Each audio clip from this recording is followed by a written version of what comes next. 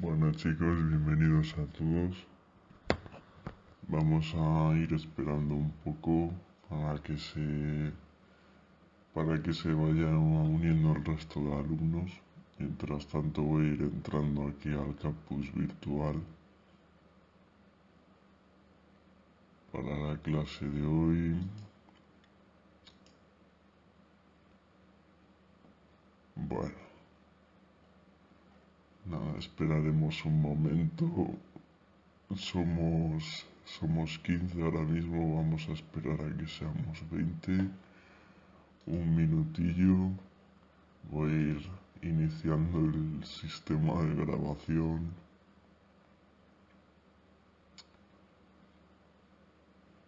Vale.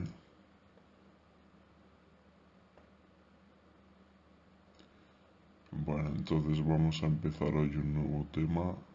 Hemos visto en los días anteriores el tema 1 y el 2. Entonces vamos a ver el 3, el 4, el 5 y el 6 hoy.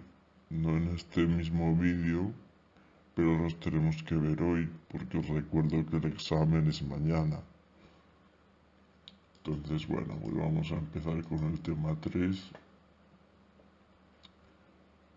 y vamos a empezar. Voy a iniciar la grabación.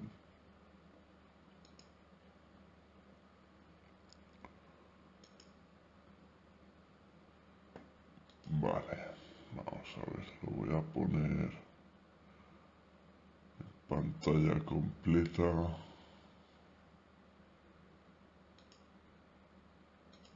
Bueno, así mismo. Bueno, pues nada, empezamos, ¿no? Hoy vamos a ver un poco de, por así decirlo, gestión de proyectos, en este caso proyectos software, pero vamos, que la planificación y gestión de proyectos es algo muy importante, a lo que todo ingeniero debería estar preparado, porque quieras que al final los puestos de ingeniería pueden evolucionar mucho independientemente de la rama especialista y bueno, pues es muy habitual que se acabe de alguna manera dirigiendo equipos de trabajo, por lo que la planificación y gestión de proyectos es una asignatura que debería ser prácticamente obligatoria. Bueno, aquí vamos a ver la aproximación stepwise. Es una manera de planificar proyectos. Bueno, en este capítulo, Chapter 3, 3 chapters, en este capítulo lo que vamos a ver básicamente son diferentes formas, metodologías de planificar proyectos, ¿no? Entonces vamos a ver esto. Primero empezamos con el stepwise. Aquí en esta diapositiva pues nos está diciendo un poco las aspiraciones, ¿no? ¿Por qué stepwise? ¿Por qué íbamos a usar stepwise y no otra metodología? ¿Qué es lo que define a stepwise? ¿Qué es lo que la diferencia de otras aproximaciones? Bueno, aquí tenemos algunos puntos importantes. Parece que es práctico, escalable, tiene varios rangos de aplicación, lo cual de alguna manera puede indicar una aplicación multidisciplinar.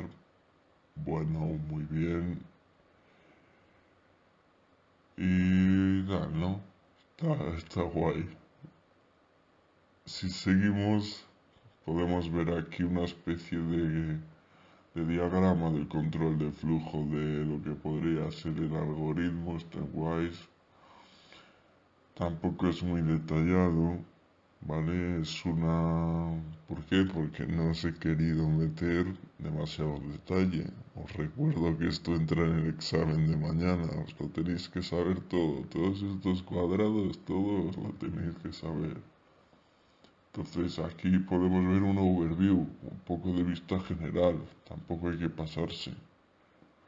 Seleccionamos el proyecto, tampoco es importante saberse todas las fases en detalle, simplemente pues bueno, aquí tenemos en lo que consiste y ya está. El escenario de un proyecto. Bueno, aquí tenemos esto. Vamos a detenernos un poco más, ¿vale?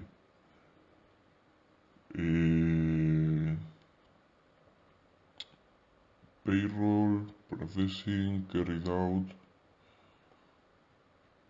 Seguimos. Aquí, bueno, pues podéis leerlo, es el escenario del proyecto.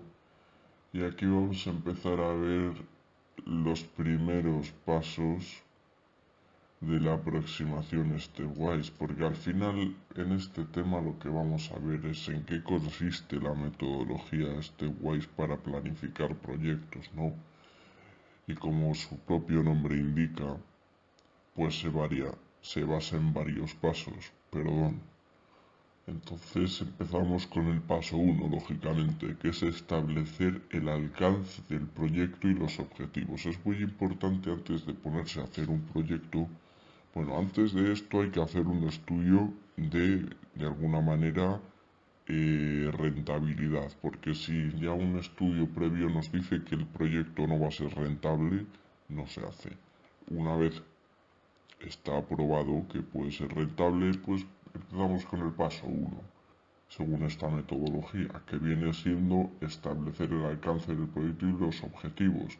Esto es importantísimo porque no podemos empezar a trabajar sin saber de forma precisa y especificada hasta dónde tenemos que desarrollar, hasta dónde tiene que llegar nuestro proyecto, qué funciones tiene que cumplir y cuáles no. Es decir, cuáles son sus objetivos bien claros y precisos y ese alcance. Entonces aquí nos dice identificar los objetivos y también las medidas de efectividad. Esto es muy importante para luego poder verificar si hemos de alguna manera cumplido con esos objetivos, el grado de éxito del proyecto. Aquí lo dice bien esta pregunta. Bueno, establecemos una autoridad para el proyecto.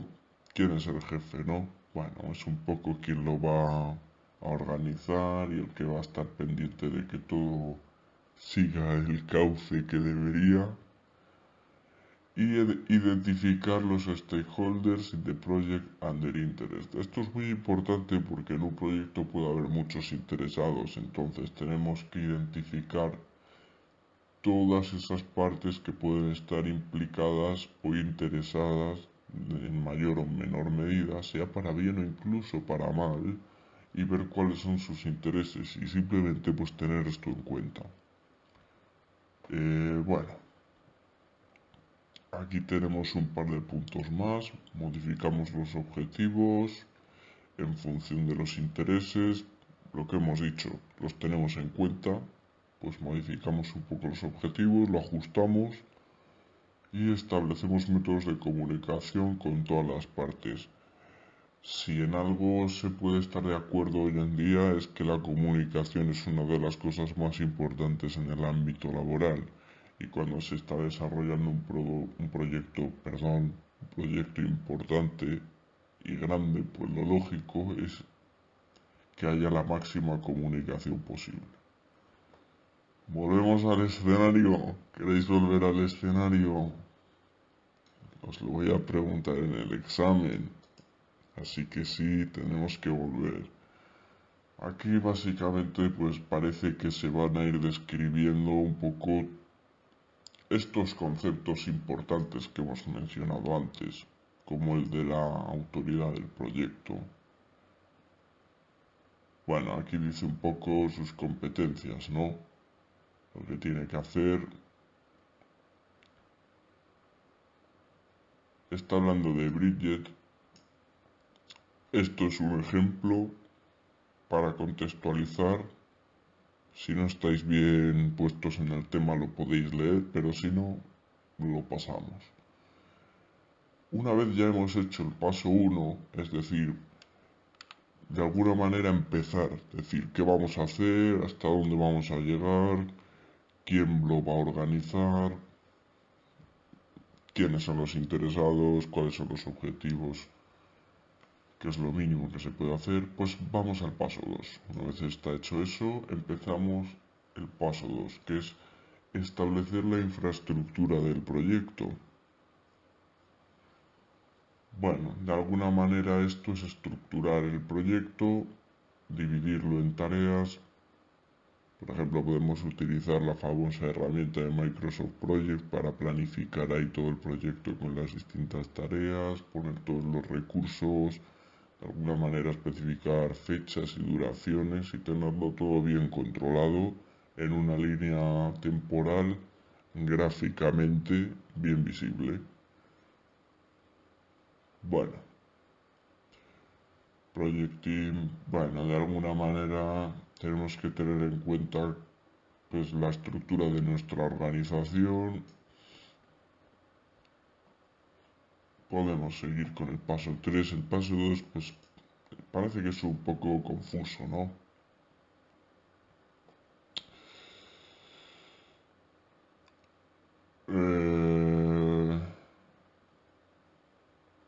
Es un poco, pues lo más importante pueden ser estas preguntas, ¿no? Para ver qué es lo que hay que hacer en el paso 2. Responder estas preguntas. Si tú respondes estas preguntas, has completado el paso 2, ¿no? ¿Por qué quieren el proyecto?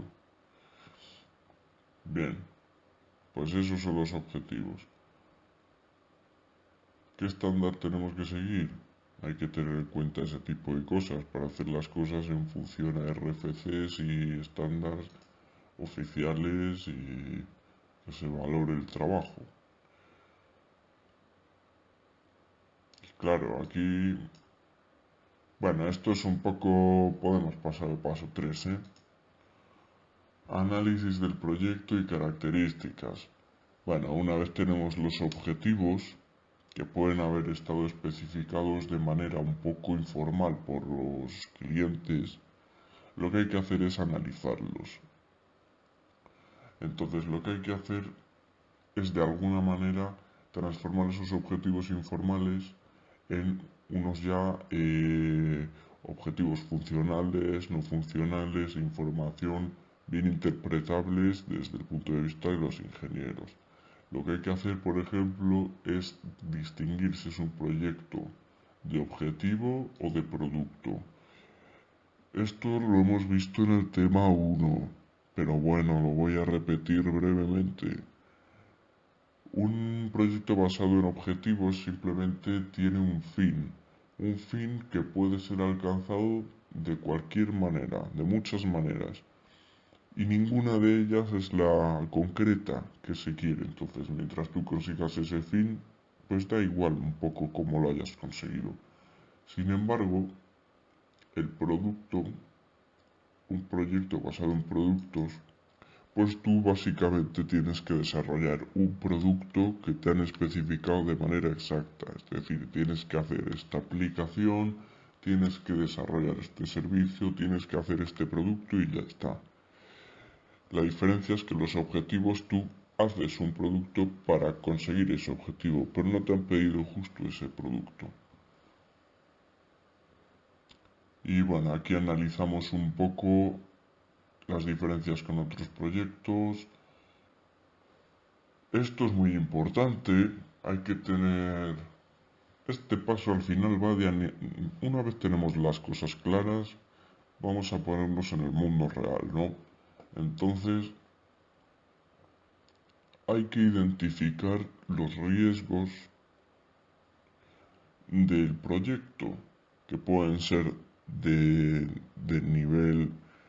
Una cosa que tiene los riesgos es una doble dimensión. Por un lado tenemos la probabilidad de que ocurran y por otro lado tenemos la gravedad o impacto que puedan tener. Entonces puede ser baja, media o alta probabilidad y bajo, medio y alto grado de afecto, ¿no? Entonces, ¿qué podría ir mal? ¿Cómo lo podríamos parar? Podría parecer que estas dos preguntas son un poco gilipolleces. No lo son, porque esto te ayuda a identificar los riesgos. Y esto te ayuda a identificar otra cosa muy necesaria contra esos riesgos, que son las medidas de contingencia. Es imposible que en un proyecto se haya contemplado un riesgo y no se haya contemplado una medida de contingencia para ese riesgo. Pues bueno, esto es un campo muy amplio, se llama análisis de riesgos y hay que tenerlo muy en cuenta, aunque a veces no se le suele prestar mucha importancia. Tal. Bueno, el 3.4 lo podéis leer porque lógicamente hay que tener en cuenta los requisitos. Es que si no los tienes en cuenta, pues bueno. Y esto es muy importante.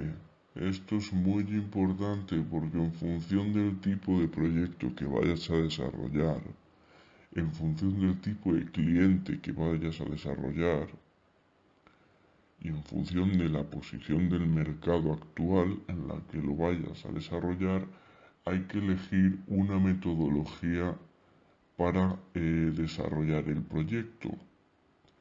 Podemos por un lado tener la clásica metodología en cascada, que no es recomendable en general, aunque podría funcionar si estás haciendo un proyecto para una institución gubernamental que va a hacer un sistema para gestión interna suyo y tampoco va a tener mucho mercado. Puede ser basado en incrementos si lo que quieres es de alguna manera ir haciéndolo poco a poco e ir entregando al cliente para ver qué tal le parece, o basado en prototipos. Si lo que quieres ya es hacer una metodología ágil, hay mucho riesgo y de alguna manera los requisitos pueden cambiar dinámicamente, además tienes que acabar rápido el proyecto, pues bueno, poco a poco se van entregando prototipos y vas viendo si le gusta o no le gusta. Vale, y aquí lógicamente hay que hacer una especie de estudio de todos los recursos, tanto los que tienes como los que vas a necesitar. Volvemos al escenario. Esta vez no vamos a volver al escenario y vamos a pasar directamente al step 4. ¿Por qué no vamos a volver al escenario? No vamos a volver porque esto es un ejemplo y más o menos pues lo tenemos claro, ¿no? Para un examen tipo test que va a ser, es que os lo voy a adelantar ya, va a ser un examen tipo test de unas 35 preguntas, es a la 1 mañana en el aula 103, ¿vale? Los fallos no restan, pero hay que sacar 2 tercios para aprobar. Y si no apruebas, si alguien no aprueba, suspende y tiene que ir a la extraordinaria. Es muy fácil, chicos. Bueno, vamos al paso 4. Identificar el proyecto, los productos de este proyecto y las actividades. Esto es muy importante, pero también se resume muy rápido. En un proyecto, en un buen proyecto, todo lo que se haga es una actividad. Y cada actividad debe producir un producto. Es decir, cada vez que tú termines de hacer algo, ese algo tiene que haber producido algo que se llama producto que aporte valor al proyecto. Es decir, tú estás haciendo una tarea, una actividad, es tu cometido en ese momento y cuando termines de hacer esa actividad habrás proporcionado un producto de valor al proyecto.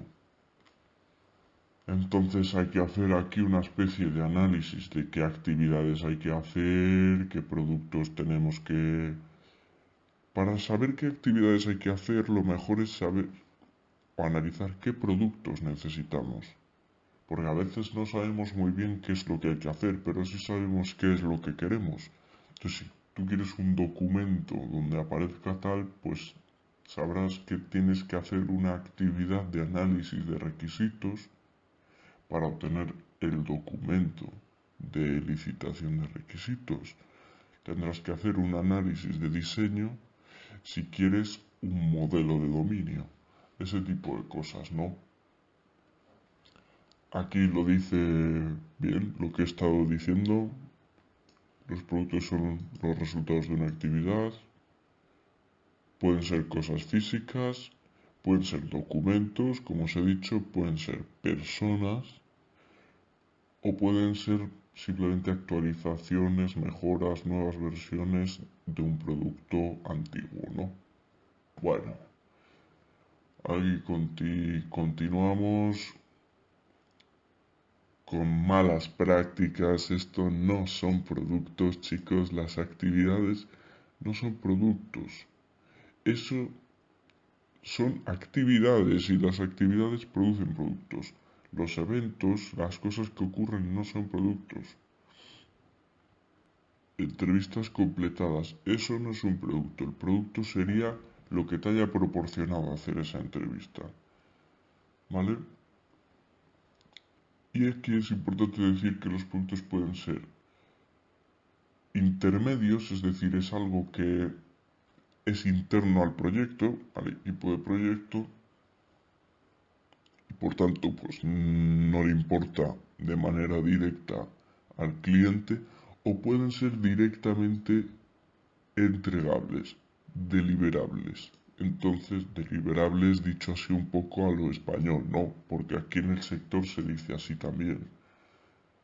Y esto es algo que directamente se podría entregar al cliente. Un deliberable es una parte del proyecto pequeña, una pequeña subparte con una función que no es la completa, pero por sí solo lo poco que hace lo hace de manera completa y sin fallos. O sea, es una pequeña parte completamente funcional. Bueno, a la hora de describir un producto hay que tener en cuenta algunos puntos, ¿no? Porque está claro que todo esto se puede explicar así un poco de manera informal, pero la gente se lo toma muy en serio y todo esto está muy estudiado. Y cuando tú dices que vas a completar una actividad y vas a desarrollar un producto, te pueden preguntar qué producto. Y para responder a qué producto tienes que decir esto. Lo primero, ¿qué es?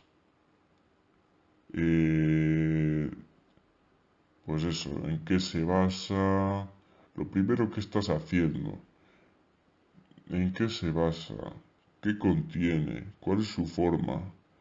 Si has seguido algún estándar. Esto es como la bibliografía en documentos. Le da credibilidad. Y criterios de cualidad. Bueno, ese tipo de cosas. Ahí hay un ejercicio. Lo tenéis que hacer. Si no suspenderéis, yo no lo voy a hacer porque vamos a seguir con el paso 4. Entonces,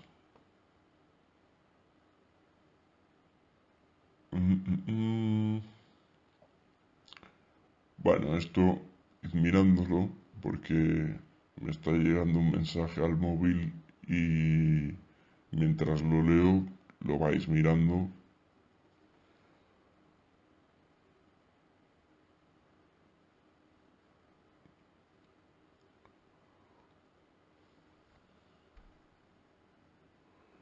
Bueno, pasamos entonces.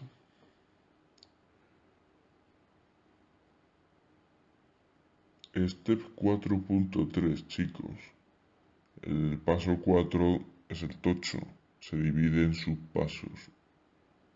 Entonces reconocemos las instancias del producto.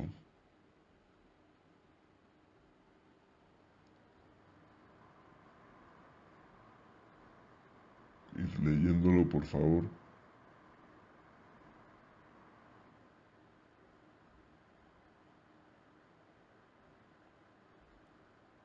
Bueno, a lo mejor hay productos tipo, ¿no? Productos genéricos y a veces puede ser posible identificar instancias concretas de una descripción genérica de un tipo de producto.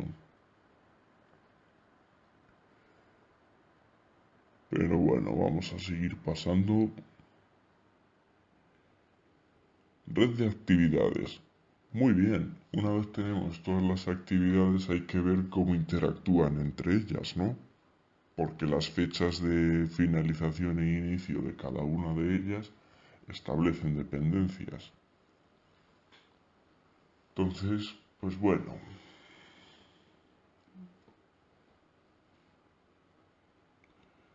aquí por ejemplo nos da algunos datos que por si teníamos dudas, bueno, algunos productos pueden necesitar de varias actividades.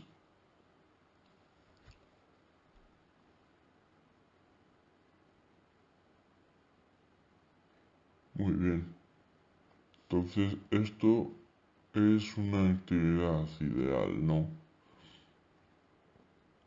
Por si tenéis algún tipo de duda,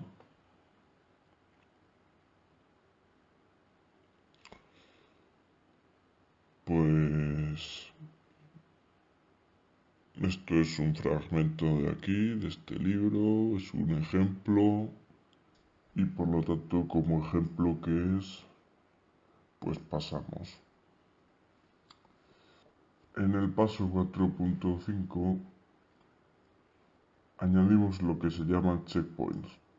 Esto es importante, pero a la vez, pues como antes se explica de forma muy sencilla.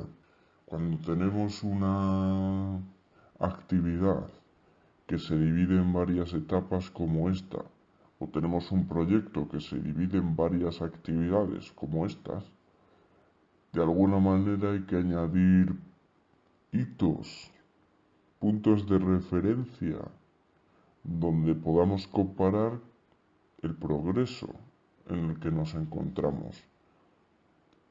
Por ejemplo, aquí podemos ver una red que está todo junto,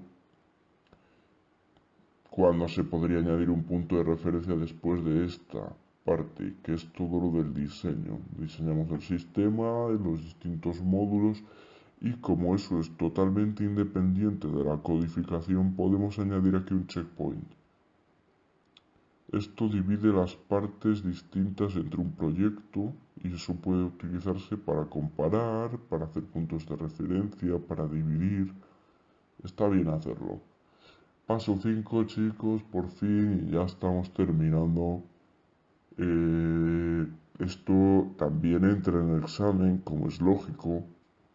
Entonces aquí podemos estimar el esfuerzo para cada actividad. Esto es muy importante porque al final no podemos planificar un proyecto sin poner un número a la duración de las cosas. ¿Cuánto vamos a tardar en hacer una cosa? De momento hemos visto, en general, que la metodología Stepwise primero lo que hace es ver qué vamos a hacer, hasta dónde vamos a llegar, analizamos un poco los riesgos, cuál es la estructura de nuestra organización, qué competencia tiene cada uno, quién es el jefe. Luego ya nos hemos metido un poco más en detalle y hemos dicho, bueno, vale, qué productos tenemos que hacer y por lo tanto qué actividades vamos a necesitar, eh, cuál es la estructura de cada actividad, cuál es cada producto, vamos a añadir checkpoints, vale, eso está muy bien, ya vemos qué es lo que tenemos que hacer, quién lo va a hacer y para qué lo vamos a hacer, pero no hemos visto cuánto vamos a tardar. Tenemos que estimar el esfuerzo tanto en personas como en tiempo, aunque sobre todo en tiempo, porque como sabéis la explotación laboral en el mundo de la informática es algo cada vez más habitual. Entonces tú coges un programador, lo exprimes todo lo que puedas, ahí le pagas lo justo para que no se queje y a picar código, ¿no? Y que desarrolle rápido y mucho. Bueno, esto era un pequeño inciso. Continuamos con el tema. Eh, pues bueno, básicamente se trata de incluir en nuestro plan las fechas de inicio y de fin de cada actividad, de manera que estimemos cuánto vamos a tardar en hacerlo. Aunque como bien sabéis, un buen gestor de proyectos hace el plan inicial teniendo en cuenta todas las partes, pero luego continúa su gestión durante todo el proyecto y no se le escapa una. En cuanto algo empieza a ir mal, lo resuelve y lo adapta, porque es imposible que ningún plan inicial salga tal cual lo esperado. Aquí lo podemos ver, revisamos el plan, tal.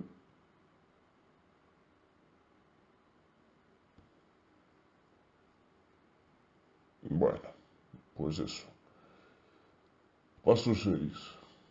Identificamos los riesgos de las actividades. Parece que otra vez intentamos insistir en lo de los riesgos, ya lo habíamos mencionado antes, pero bueno, ahora como lo tenemos dividido en actividades, vemos los riesgos de cada actividad, los cuantificamos, ¿vale? Lo que os dije antes, una cosa es la probabilidad, otra cosa es el daño que puede hacer.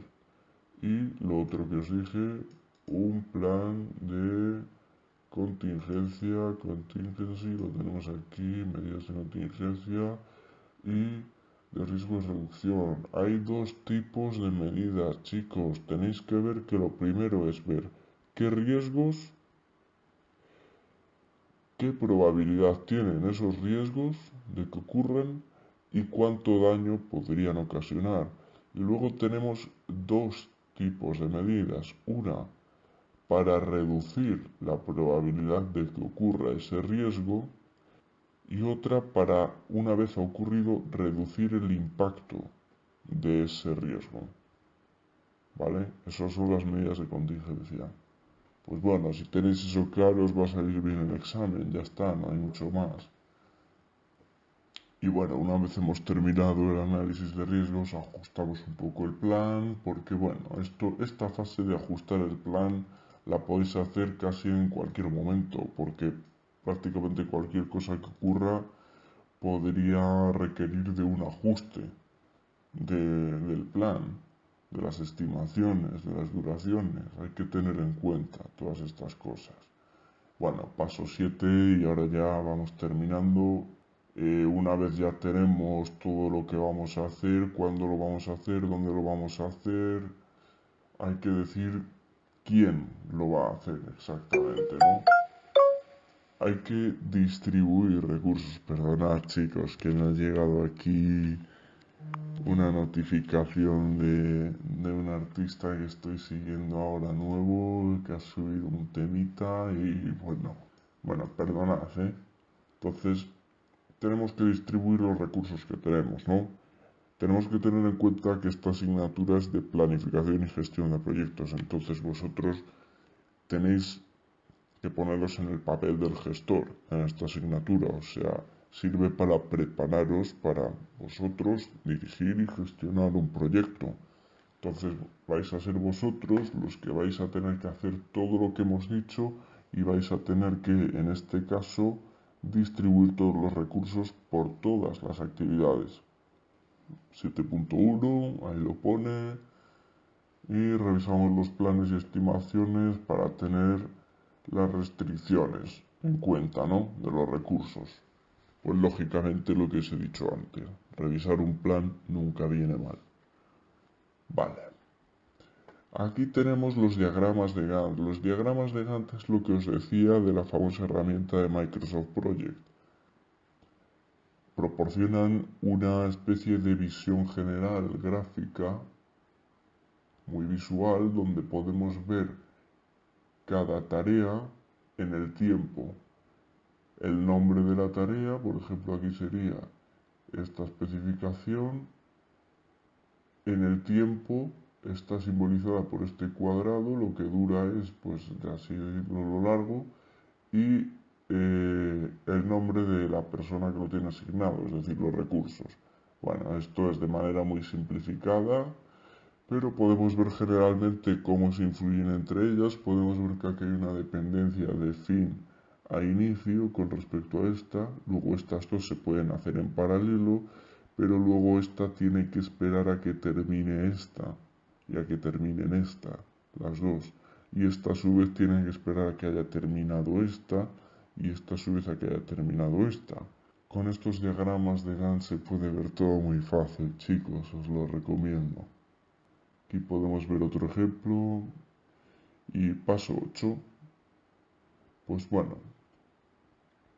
una vez que lo tenemos ya todo listo, todo bien planeado, todo bien atado, decimos, vamos a empezar. Tomamos la decisión de, vamos a iniciar el proyecto. Llega el día de iniciar el proyecto y decimos, publicamos el plan. Reunimos a todo el equipo y decimos, chavales, este es el plan. Publicamos el plan y todo empieza a funcionar tal como se ha planeado. Pues bueno, básicamente es eso y los pasos ya 9 y 10, ejecutar este plan y pues crear otros planes de menor nivel. Esto básicamente significa que tienes que ir monitorizando y gestionando el proyecto porque nada va a salir como se ha planeado y por lo tanto mientras se ejecuta el plan vas a tener que ir gestionando y creando otros pequeños planes para ajustar, acomodar, modificar, solventar pequeños problemas, retrasos, modificaciones que vayan surgiendo, ¿no?